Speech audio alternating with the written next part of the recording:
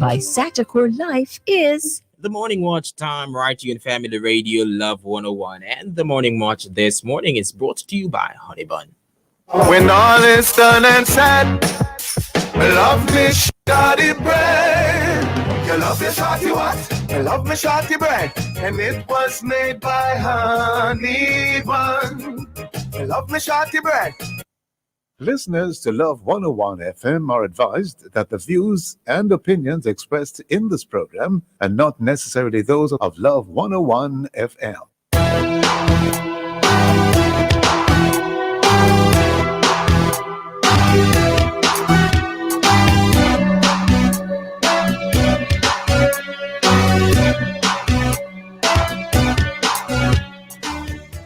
Hello and welcome to the Morning Watch on Love 101 FM. I'm your host, Dylan Toussaint. A special welcome to our listeners on love101.org. And if you're overseas and on the move, US listeners can access us at 712-832-8001. And if you're in the UK, 0330-332-6541. Or join us via the Love 101 FM app that can be downloaded from the Google Play Store or the Apple Store. You can also join on Love 101 FM Facebook and YouTube live. In the first watch today, mandatory COVID vaccinations, issues and implications. In the second watch, should the green light be given to red light districts? For our social media question we ask, what are your thoughts for or against red light districts in Montego Bay? Please share your responses on our Facebook page, Love 101 FM, and also on WhatsApp, 876-997-3125, using the hashtag The Morning Watch. We'll share your responses later on in the program. But before all of that, here's I quote. And I quote this morning, there is only one way to avoid criticism. Do nothing, say nothing, and be nothing. Aristotle. Good morning, Nissan. Good morning to you, sir. How are you? I'm doing well. It's nice having you on board this morning. You were here last week, eh? Yes, I was. Yes, right. Well, don't get too comfortable in that seat now. Let me get up. The first watch will be back after this break.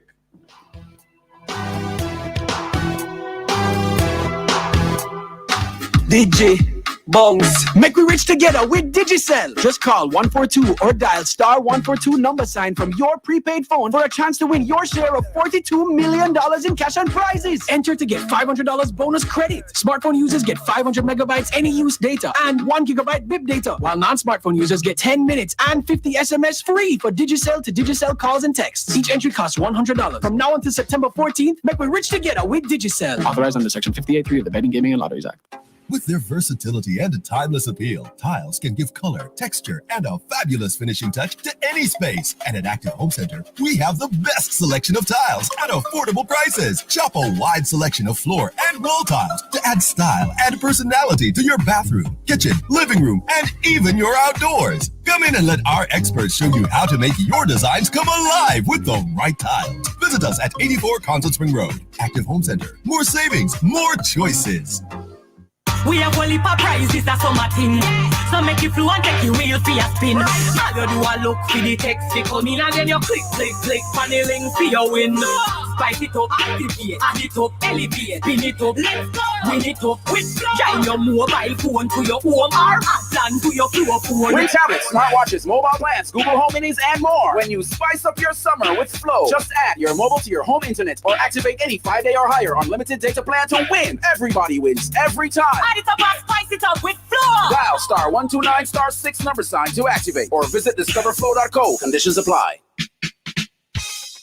Every weekday on Love 101, we give you a time to celebrate your family and friends inside Celebration Club. Call in and send birthday, anniversary, other special day greetings, or just heal up your friends just because. It's Celebration Club, and every first and last Tuesday, it's brought to you by Fontana Pharmacy. Fontana Pharmacy, so good inside. It's a Celebration Club, celebrating families and friends. That's the way love goes. Every weekday at 3:45 on the Family Station, Love 101.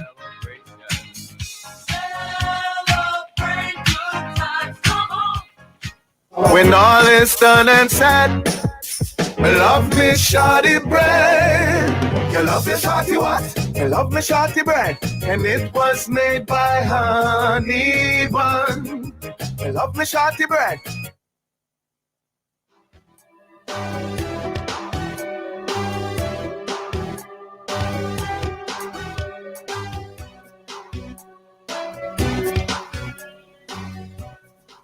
Welcome back to the Morning Watch. I'm your host, Dylan Toussaint. Now, France and Greece have both announced plans to mandate COVID vaccinations for healthcare workers. Our own Minister of Health and Wellness has reportedly said there is going to come a point when we will have to give some consideration to some of those measures. Now, should or can the government implement these measures? What issues would arise and the possible implications? To answer these and other related questions, we have joining us online Mr. Emil Neiber, former president of the Jamaica Bar Association. Good morning, Mr. Neiber. Good morning, Dylan. How are you? I am well, How are you doing, my brother?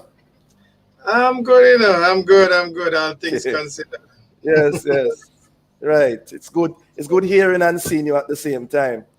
All right.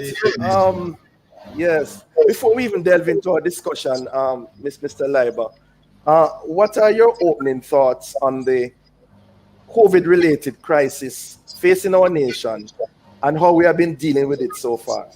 Any thoughts?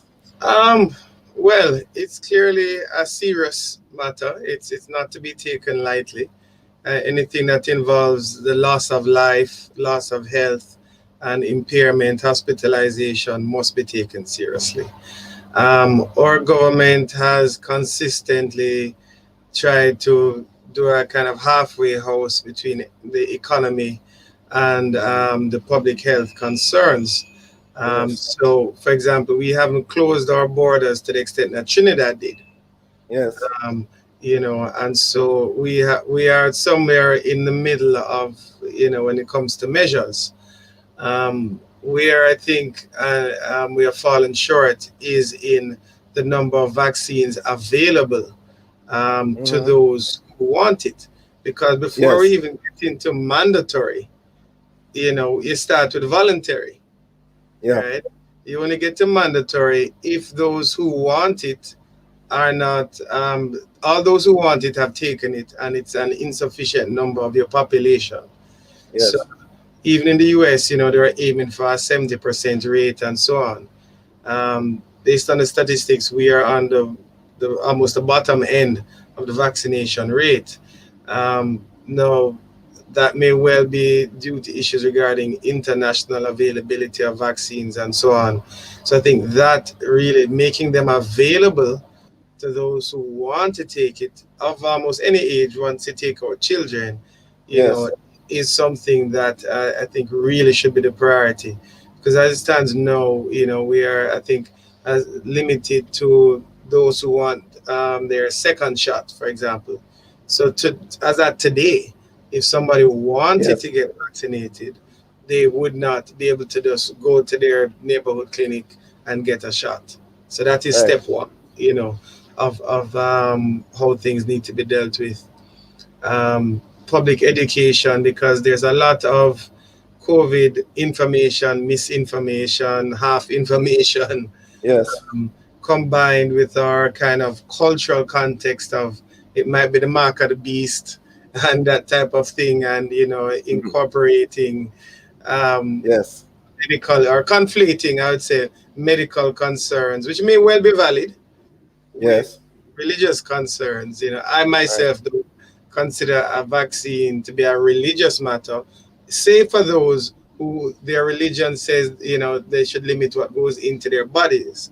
So if that is your religious, viewpoint, then that worldwide is even where they're kind of seeking to go in a mandatory direction, you will always have religious exemptions for those who, by virtue of their religious beliefs, they can't tolerate or have something put into their bodies. And as you mentioned that, Mr. Neiber, as you know, France, as was said in the preamble, has sort of given great directives in regards to their health workers being mandated for vaccination. And our own health minister recently said mandatory vaccination for health workers, as well as a requirement for health pass in some public places. What are your direct concerns or thoughts in that regard? Well, the position of the health worker, I think, is a little different from that of the average Jamaican, because the health worker is on the front line and has a much higher likelihood of being exposed to COVID positive individuals, particularly in the context of the Delta variant, which is said to be have a much higher rate of transmission, viral load, and things like that. It may well be reasonable and justifiable to have some mandate, both for the protection of the health workers themselves, as well as to protect the public health system. Because if all your health workers are COVID positive, you can see where that puts the rest of us who are seeking to access health facilities and health care, both for COVID and non-COVID related issues. So the position of frontline health workers, I think, is a little different in terms of justifying stronger measures than it would be for the average citizen just kind of walking up and down. So you don't have a problem with it legally? Well, if that were to be mandated, that's where I'm going with the question. Legally, this is the thing with legality. Once a government passes a law, then it is legal until it is set aside, right? So it's legal until somebody challenges it, presumably on constitutional basis, freedom of the person and that type of thing. And then if a court sets it aside, then that law is no longer valid. Now, when you have a constitutional challenge, you have to look at, was there a basis on which the government limited the rights I would otherwise have? So we have the Charter of Rights and Freedoms, and we realize that with the disaster risk management orders, our freedoms have been limited. The Prime Minister just limited our freedom of movement once again, right? That we'd otherwise be entitled to move about freely at any time, right? However, that no one has to date challenged that, presumably on the basis that those measures are reasonable based on the threat, the very real threat that we are facing. So I think if it is that there is a very real threat that justifies, and you have the medical information and the statistical data to justify the mandatory vaccination, then that law could well be upheld as a reasonable restriction of the rights you might otherwise have due to the circumstances in which we find ourselves as a country. Yes. And you mentioned medical data to justify. How would that be determined that it is just or unjust? Well, I would think you'd come from the approach of your COVID rates, that your rates are going up. Yes. Your number of deaths are going up. Your number of the hospitalization is going up. If there was medical confirmation that the Delta variant was in Jamaica, I Could think you? that. Sorry, go ahead. I'm sorry, Mr. Leiber. Yes, we're at break. Could you just hold that thought? We'll be right back. Sure.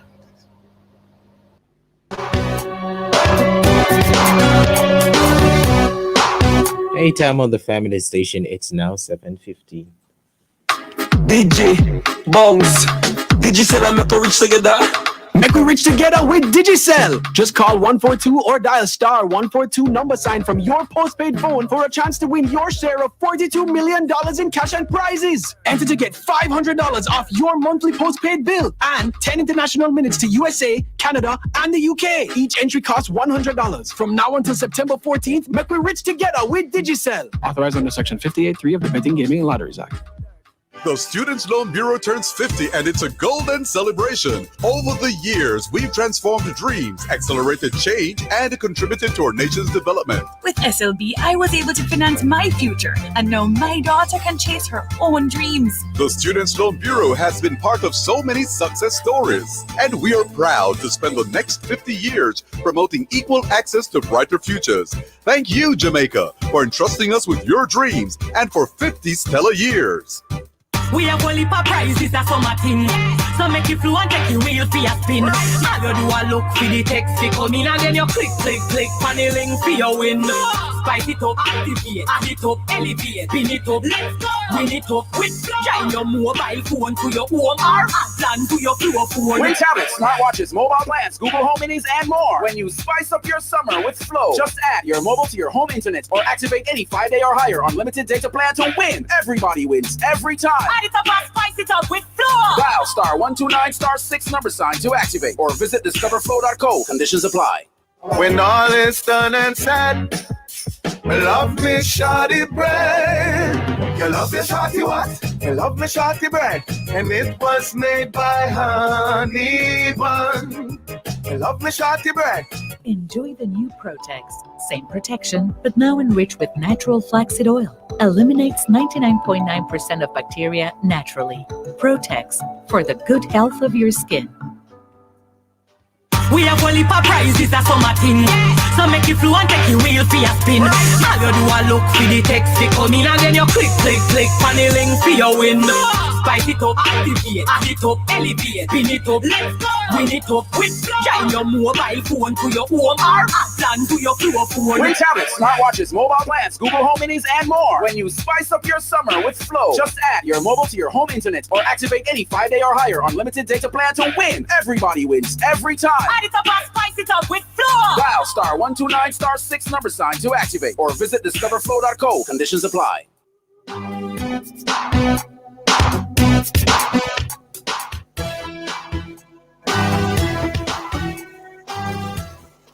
Welcome back to the Morning Watch. Thanks for staying with us. I'm your host, Island Toussaint, and for this, the first watch, we are discussing the whole matter of mandatory COVID vaccinations. We're looking at the issues and the implications, and we have online Mr. Emil Neiber, former president of the Jamaica Bar Association. Mr. Neiber, welcome back. Thank you. Yeah, before the break, we were discussing the whole matter of how does one determine whether the mandatory measures are just or not. Please continue, sir. Yes. So we're looking at the medical data, the types of cases, the volume of cases, the effect on our health system, our public health system. And then also it depends on what you call mandatory. So mandatory, strictly speaking, is trying to make somebody do something, but really how it's translated in the most places is that there is benefits to being vaccinated and more onerous obligations if you are not vaccinated. So it's really what I call strong encouragement. So for example, you have to submit a negative PCR test, I think, in is it Barbados, I think once every 48 hours or something like that at your own cost, you know. And so, or, you know, you have areas which are accessible to the vaccinated, areas which are not accessible to the unvaccinated. And so what it is that it's more of a separation of benefits and obligations than it is holding you down and making you take an injection. So the extent to which it will be upheld will also depend on the extent of the points of differentiation.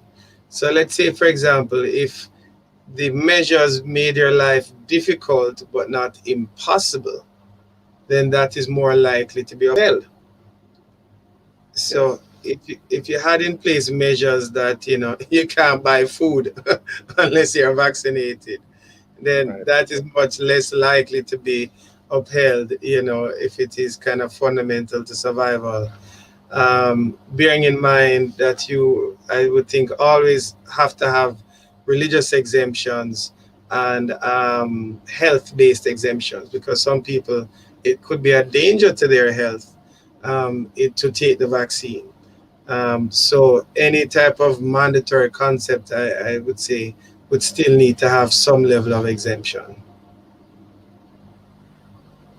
Walk us through, as best you can, the process that would be involved in crafting that mandatory measure. Can you do that in terms of what, you know, A, B, C, D? Sure. Stage. Well, in Jamaica, we have the Public Health Act. Under the Public Health Act, the Minister of Health has the power to issue regulations in respect of vaccinations. What most people probably don't realize is that mandatory vaccinations have been in place in Jamaica since 1986. Under the immunization regulations, parents are required to vaccinate their children, or it's an offense. And schools cannot admit children unless they are vaccinated, right? So we call it immunization, and immunization is the term that most Jamaicans are familiar with. But we have actually had mandatory vaccination in Jamaica for over 30 years. If my math may be off. But and then you have, sorry, go ahead. Yes, I'm saying with polio and all of that. Right, vaccine. exactly. Right. So most Jamaicans of a certain age have that mark on their arm, right. reflecting the shot that they received, and that was their vaccination passport, you know, to show that you have gotten your shots.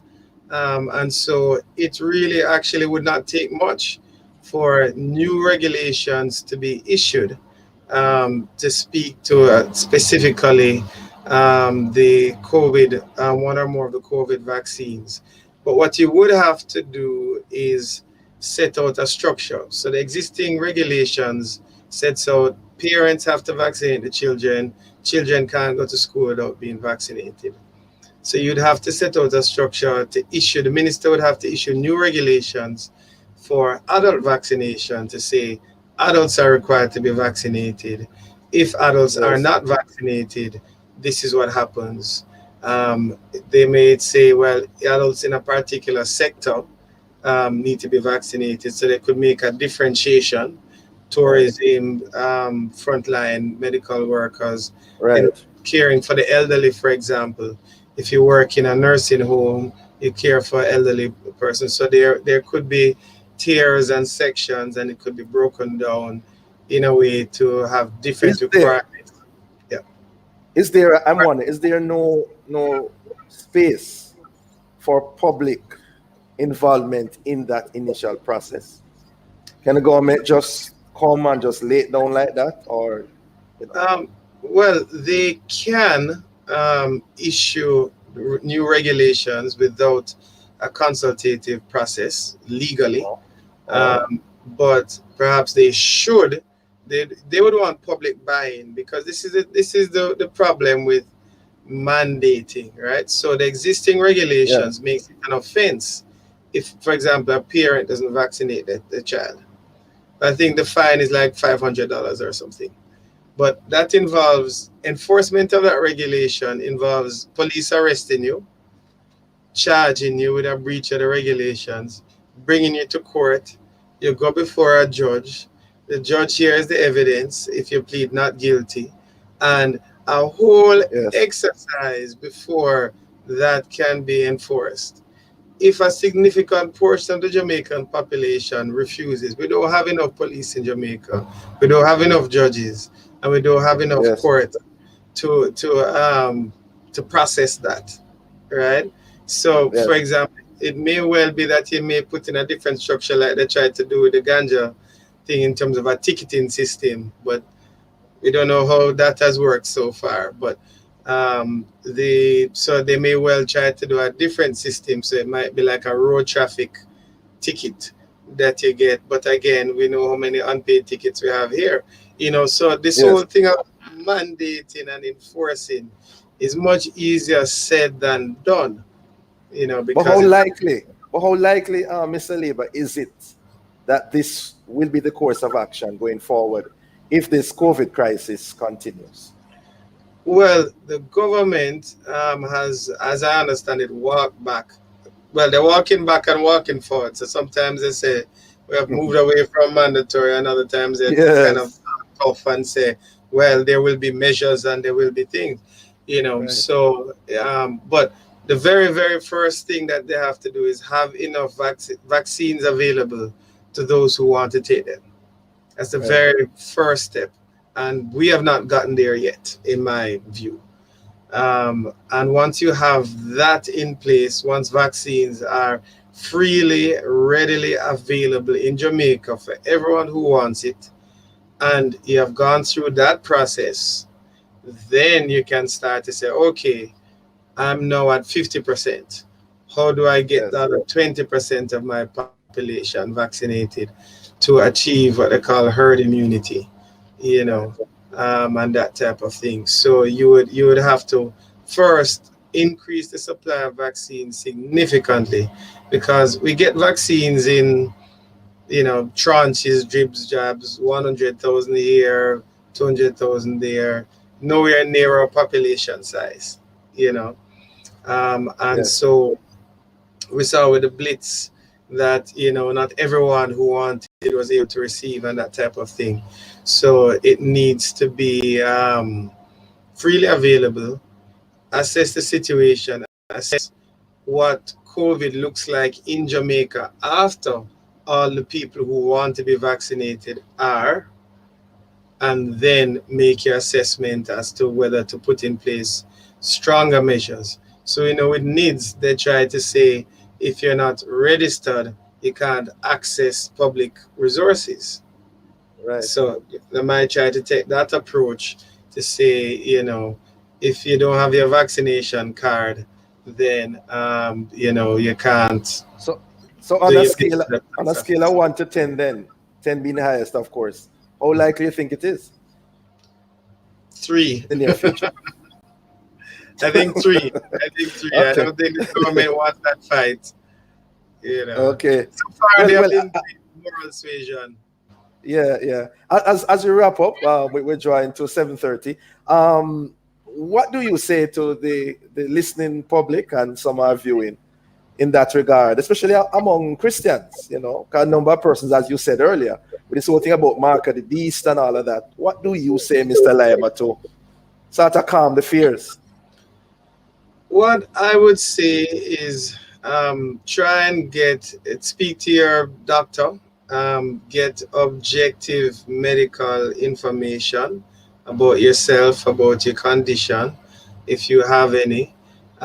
Speak to people who have been vaccinated, get their experience, and really make an informed decision for yourself. Pray about it. That can never ever hurt. Pray about it, and decide for yourself, you know, because let's put it this way, the vaccine is not perfect, but the question I ask myself is, what am I more likely to die from, COVID or the vaccine? You know, and so I and I then again made my choice. So you have to kind of, think, inform yourself, get objective views. I personally, from my knowledge of the Bible, limited as it may be, I don't see where it is an antichrist, consistent with an antichrist theology. I hear you. I hear you. So but well, we have to. Your own content with you. Yeah, we have to leave it there, Mr. Leiva. A good note at which to end. We appreciate your time with us. So thanks for the information you have given us, and have a blessed day. Thanks, and same to you. Thank you. Listeners, the Morning Watch will return in just a moment.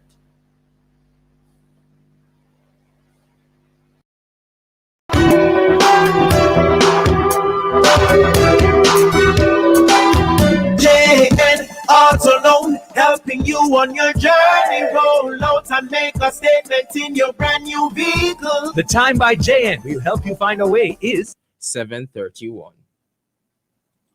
The world is full of job opportunities locally and overseas. Let us bring them to you. Register now at Distinction College located at 26 Hagley Park Road, Kingston, 6 Nugent Street, Spanish Town, and Ocho Rios. In 2 to 3 months, earn local and international certificates in housekeeping, food and beverage, food preparation, receptionist, and customer service. Qualified to work in hotels, cruise ships, restaurants, and businesses worldwide. No subjects required, no age limits, no entrance test. Day, evening, and Saturday classes begin very soon at low school fees, easy and flexible payment plans. Call us 356-4167. You worked hard to get where you are. That's one good reason you deserve to roll out in your own vehicle. Get motor vehicle financing fully loaded with benefits, free document renewal, and roadside assistance from JAA. Plus, car loan and insurance payment all in one. It's time to go next level. Get that car you want and roll out with a JN Auto Loan driven by JN Bank, JNGI, and the Jamaica Automobile Association. JN. We'll help you find a way. We have only for prizes, that's summer thing. So make you flew and take you wheel for your spin. All you do a look for the text, you come in and then you click, on the link for your win. Spice it up, activate, add it up, elevate, pin it up, let's go. Win it up, join your mobile phone to your home or plan to your floor phone. Win tablets, smartwatches, mobile plans, Google Home Minis, and more. When you spice up your summer with Flow, just add your mobile to your home internet or activate any 5-day or higher unlimited data plan to win. Everybody wins every time. Add it up and spice it up with Flow. Dial *129*6 number sign to activate or visit discoverflow.co. Conditions apply. When all is done and said, love me shawty bread. You love me shawty what? You love me shawty bread. And it was made by honey bun. You love me shawty bread.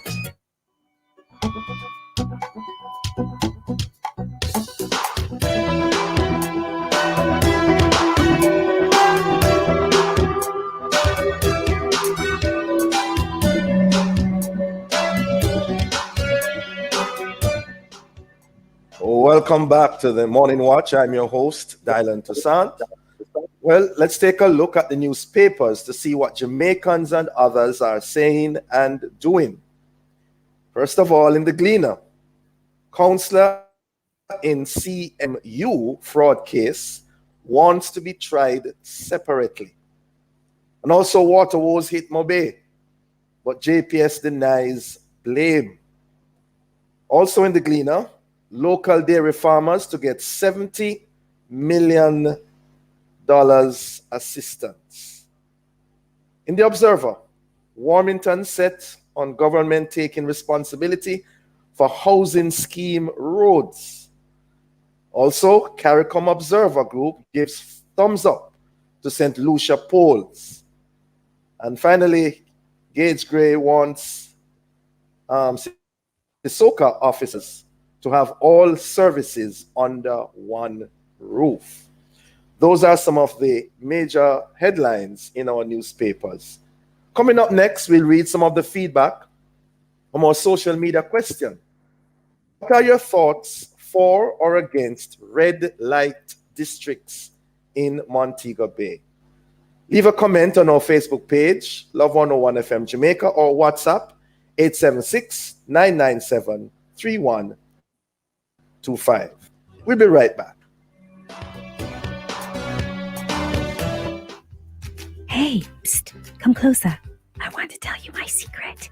My son wears his favorite shirt for everything, and no matter how much he runs, jumps, and plays, it always looks like new and smells really good. My secret? I use Suavitel Superior Care. Keeps my family's clothes as good as new. Suavitel, as soft as a mother's love.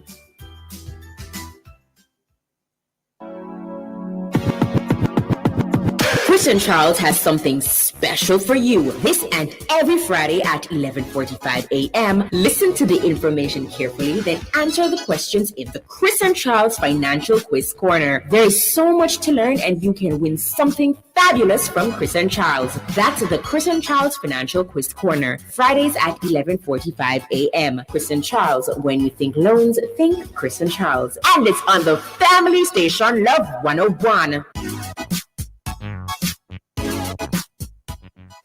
It's back and it's bigger than ever. It's the Fostrich Super Summer Sale, Monday, July 19 to 29, 8 a.m. to 5 p.m. Get your project started with amazing deals on electrical lighting, LED bulbs, and more. Stuck in the office? Then shop online. Visit fostrich.com/shop and save. It's the Fostrich Super Summer Sale, Kingston, Mandeville, and Montego Bay, July 19 to 29. See you there.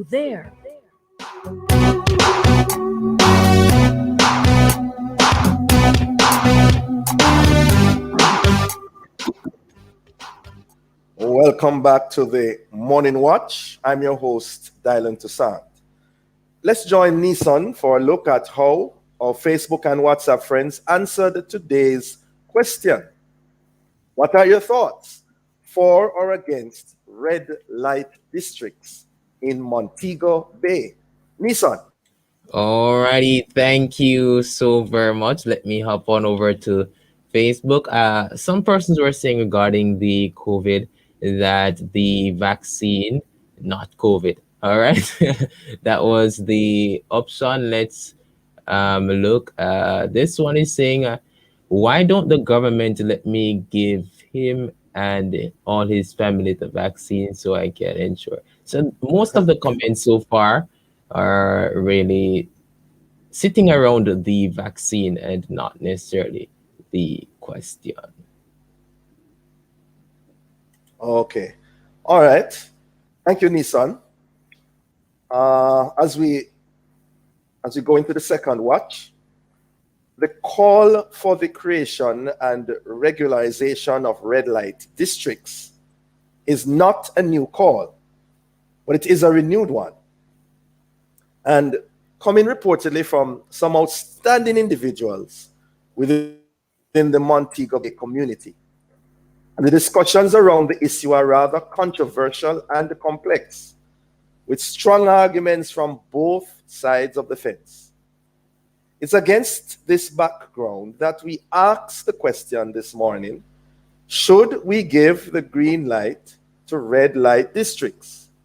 And to answer this and other related questions, we have joining us online Mr. Lloyd B. Smith, CEO and Chief Editor of the Western Mirror, and Mr. Charles Sinclair, Government Senator and Councillor from the Montego Bay Northeast Division. Good morning, gentlemen. Good morning. Good morning, Reverend, and good morning, Charles. Morning, Lloyd B. All right, good to have you with us. Mr. Smith, second time around. Well, one good turn deserves another. Yes. What's that? No, one good turn deserves another. I doubt it, sir. I doubt it. Good to have you both with us. All right, let me begin by asking this general question because some people may be wondering what is it we're talking about. What really is a red light district, and what are your views on the proposed establishment of such a district in Jamaica? Beginning with you, Mr. Smith. Well, there's no formal proposal as such I think what has triggered this most recent debate, it has come and gone several times in the past, is the fact that the current president of the Montego Bay Chamber of Commerce and Industry, Ms. Janet Silvera, albeit he did say that he was not speaking in her capacity as the president, but in her personal capacity, had posited the issue that it needed to be revisited and that perhaps there should be such an area designated. And that came against the background that the government, through Minister Edmund Bartlett, Minister of Tourism, had announced a multi-million-dollar upgrade of the shall we say, the front area of Montego Bay, no pun intended. And that's where. So what is it really, Mr. Smith? What is it really, Mr. Smith? What is it really? What is a red light district for those who really are not sure? A red light district is an area that is designated for the purpose of allowing prostitution to take place unhindered. In other words, prostitution is oftentimes illegal, and so if you are caught soliciting in certain areas or any area at all, you can be arrested. But the red light district would be one area that is designated for such purposes, and usually there are amenities such as brothels and other such facilities may exist to complement the activities of the ladies of the night. In many resort areas of the world, there usually is such a facility. The most famous one is the one in Amsterdam, where prostitution is in fact legal, and so is the smoking of marijuana and so on. And there are areas where you can go and comfortably do your whatever you're doing, whether you're applying your trade or seeking to be satisfied in an unhindered setting. Yes. I think basically that's it. And your views on that, Mr. Smith? What are your views? Well, my views. Let me state that I think it's a matter that has to be examined, and I do not wish to play on words, but it has to be examined frontally. To begin with, if you look at you very close in your area there, Portmore, Reverend Toussaint, yes, there is what is known as the back road, which has been there for years, and the authorities, for the most part, have turned a blind eye to its existence. But in real terms, it is a red light district.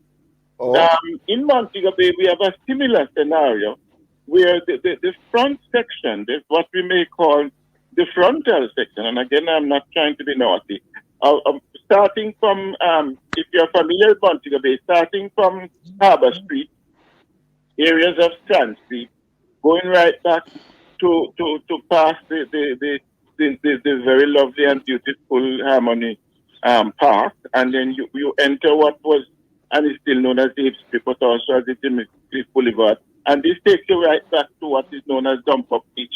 All of that area in the night, for all intents and purposes, becomes a red light district. There are women, and in some cases even men, peddling their wares in that area. And every now and again, the police may pick up one or two of the ladies, and because the fines, and I think Charles can attest to that, the fines are really.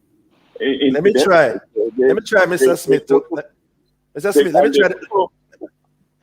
So what I'm saying is, I don't want to take up too much time. I'm sure Charles wants to come in. Yes, I want to bring in the senator. That the matter needs to be fully looked at in a very rational, pragmatic way to see how all of this can be dealt with humanely, because a lot of these women, if we take the human interest side, they are there not so much because they are profligate, but because of economic reasons. Okay, Mr. Smith, hold that thought. Hold that thought, Mr. Smith. I want to bring in the senator. Senator, your thoughts on the whole matter?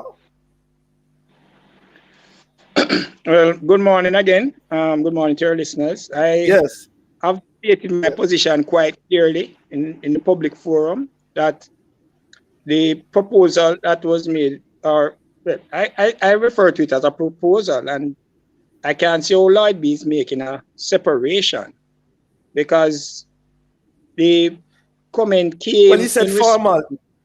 He said it's not formal. He said not a formal proposal. I'm addressing it. Okay. I'm addressing it. The interview which was done with Ms. Silvera was done seeking a response and comments on a position of the government, and the Minister Edmund Bartlett, Minister of Tourism, indicating a spend that the Jamaica Boulevard, popularly called the Hip Strip, is being improved at a total value of $1.2 billion. Mr. Sinclair, my apologies. My apologies. We are at the break. Okay. You hold that thought. We'll be right back. Yes.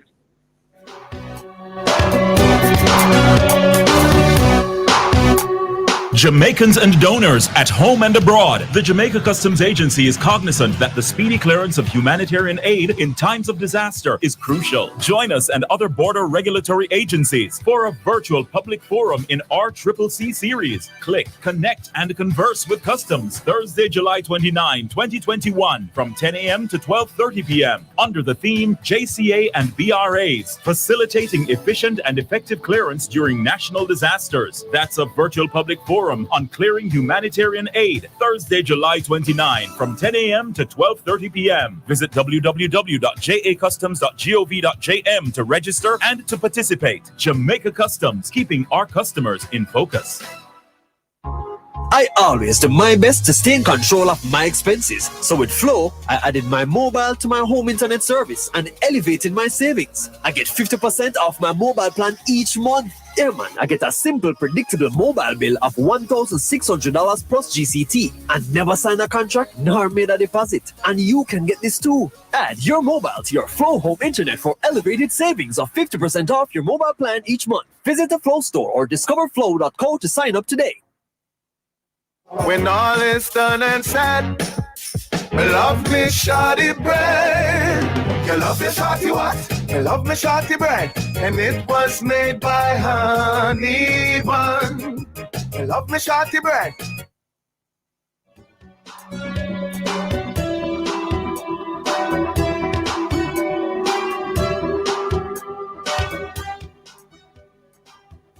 Welcome back to the Morning Watch. Thanks for staying with us. I'm your host, Dylan Toussaint, and in this, the second watch, we are discussing the question, should the green light be given to red light districts? We have online Mr. Lloyd B. Smith and Senator Charles Sinclair. Senator Sinclair, before the break, you were telling us of your thoughts on the whole matter.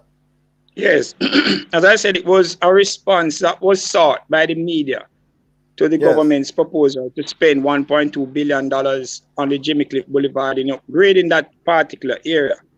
And when I read the total report that was placed in the media, comments were sought from relevant persons. In fact, one was Mr. Robin Russell, who is a local, maybe past president of the JHTA, and who is a business operator on the Jamaica Boulevard. And one was sought from the president of the Montego Bay Chamber of Commerce. There was no other reason why the comments were sought. So, if it is not the position of the Montego Bay Chamber of Commerce, and probably other persons need to come out and say, but you don't make or input your personal view, as Lloyd B is seeking to put it. You can't input your personal view into a commentary that you are seeking. Your position was sought as the president of the Montego Bay Chamber of Commerce. You're not representing yourself. You're representing the business sector in Montego Bay. All right. Red light district. And I will also just quickly say, as you said, it is not the first. It has come from previous presidents of the Montego Bay Chamber of Commerce. And that is also, if you follow the trend, right? So, well, my view has been, I have stated it publicly, I stated it at a council meeting, I stated it in the media, that I am against that particular area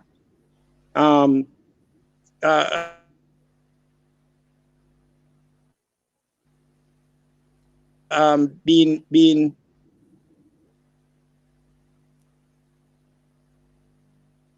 that as a red, where red light put up to identify where there are potential brothels and prostitutes operating in a particular space. When you look on the Jimmy Cliff Boulevard, yes, it is an area we now have Harmony Park, created at great expense. A family experience is what that park is all about. Next to it, we have the Aquasol Beach, which is open to families and just the general public. Doctor's Cave, we have the games, the games room at where previously called Carl Cliff, where you have the games room, where a lot of kids go to in order to enjoy their evenings out with their families. I mentioned Doctor's Cave, you go down to Sunset Boulevard, etc., and you have the hotel operators and the restaurants that are also family oriented.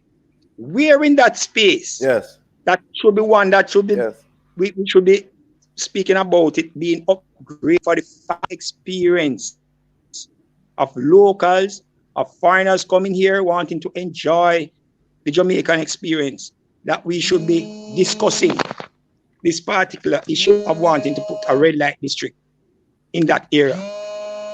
I just think it is not in keeping with the vision for that area and what is in fact the particular use of that area. In fact, Aquasol, I think the Prime Minister had mentioned, is they're looking at an investor coming in to make it into a ocean, I don't want to mistake the term, but it's ocean aquarium or something to that effect. That will be giving the experience of the underwater, what is under the sea then, basically. Again, a family experience. Yes. Where in that area would we have a potential red light district? And the term was used that it is integral. What is happening there is integral, and it will always be. It does not always have to be.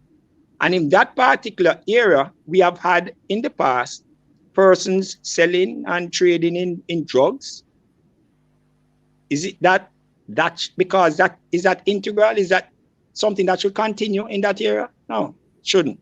Okay. And I move quickly to the point to say that if we legalize, because that is what we would be doing by creating red light districts, whether there or anywhere, if we legalize prostitution, I think we are going to be going down a slippery slope in this country, whereby instead of seeking to improve on the lives of these women, improve on the lives of our young ladies, we are opening a can of worms, whereby one day we will hear of a sex worker who operates in this red light district, walking into Montego Bay High School, walking into Mount Alvernia High School on Careers Day to go and expound the values of prostitution, and that this is a vocation that young ladies can get involved in. And if I take it into the other realms of the potential of damage to families by encouraging this type of activity, I am saying if we go down that road, we are going down a very slippery slope. It's not everything that happens abroad that we must bring come a yard. All right. Mr. Smith. Yes, your sir. response. Your response. While I have the greatest respect for my friend Charles's position, I wish to posit, however, that we cannot, like the proverbial ostrich, put our head in the sand.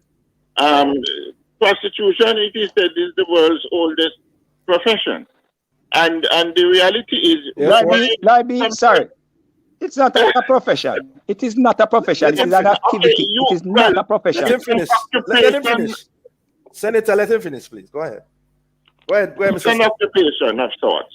Well, if the word profession, as you know, is used tongue in the cheek, Charles, please.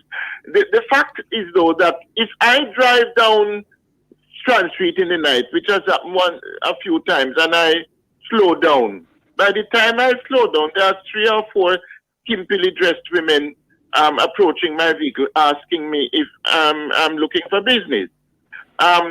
Schoolboys have been lured in those same areas. The craft market and a number of little cul-de-sacs and all that are using the nights for sexual activities, right? So my view is that, and I make it quite clear, Charles, I would not advocate that the area so designated as now known as Jimmy Cliff Boulevard and all that area there so on, I would never for one moment think that particular area should be made into a red light district. No, I would never go along with that. I have seen for myself where families, tourist families have been walking along that area and the husband is walking alongside his wife, and even while he's doing that with his wife and children, he's being solicited by a prostitute. So I would never support that. But I'm saying that there needs to be some attempts made to deal with the issue of prostitution in Montego Bay. I am not necessarily saying it should be legalized. That is for the legislators to look at in its entirety. But at the same time, I do believe that something needs to be done because it is the underbelly of Montego Bay. It is very much there. And when we look at it in the context of the spread of sexually transmitted diseases, when we look at it in the context of drug peddling, and when we look at it where youngsters can be compromised, and so on and so forth, I really think that a more holistic approach should be taken to the issue and not to just shove it under the carpet, as it would seem my good friend Charles would go on Mr. to Smith. I am not, sorry, Lloyd B, I'm not pushing it under the carpet. I'm not pushing it under the carpet. My article, which was published in your Western Mirror, right? So made a proposal, well, several proposals, but I propose that these persons who go into this activity because you say that they have little choice, that the spend, if there is a spend that is being proposed from even what is presently budgeted to that area, should be going towards improving and creating opportunities in a legitimate way for these young ladies. I am certain that they have other skills with their hands and ability with their minds that we can tap into and create opportunities for them in that particular area and in any area.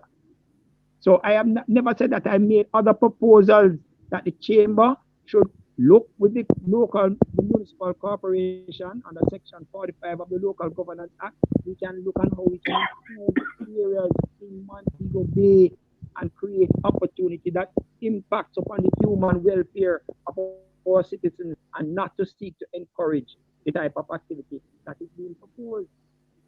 We must seek to reduce it, limit it, and if it is possible, and some it is not possible, we must seek to eradicate it, because there is greater benefit in its reduction or eradication than for us to seek to propel it. All right, final comment, Mr. Smith. What is that? Yes, Mr. Smith, final comment. We have half a minute. The United Nations through WHO, has recognized it as a serious issue. And in fact, I know that there was a time when there was a commercial sex workers association in Montego Bay. And through that, it was hoped to engage the young ladies and big women too, to getting them towards a better way of life by going back to school in some cases, getting them education, teaching them about safe sex and so on and so forth. So I take all that point, but I'm still saying that we must not put the issue under the carpet. It is very much there. It continues to rear its ugly head, and I feel very uncomfortable driving through Montego Bay at night when I see what is happening. It's like a Sodom and Gomorrah, and I think something ought to be to deal with all of this in a very holistic way and a humane way. Okay, thank you very much. Senator Sinclair, half a minute, final comments, half a minute. Quickly, please. All right, as Lloyd B, he has not been as outspoken as I have been, but I understand his position and the approach of dealing with it in a holistic way is something that one can look at. But as I said, it is not a route that I intend to or would propose to go, but to seek to deal with their situation in improvement of their lives in legitimate activity. That's simply as it. Thank you very much, gentlemen. Thank you, gentlemen. We have to leave it there. Thanks for being with us. Have a productive day. Thank you, listeners, for being with us as well. Join us again tomorrow as we continue to set the stage for a discussion of topical and controversial issues. For information to get copies of this program, call our production department at 876-968-959627. This is Morning Watch. Thanks to our producer, Miss Kathy Gale, and our guests. I'm Dylan Toussaint. Hand you back to Love in the Morning with Neeson Williams. Hey, thank you very much, sir. Hey, the Morning Watch was brought to you by Honey Bun. When all is done and said, love me shawty bread.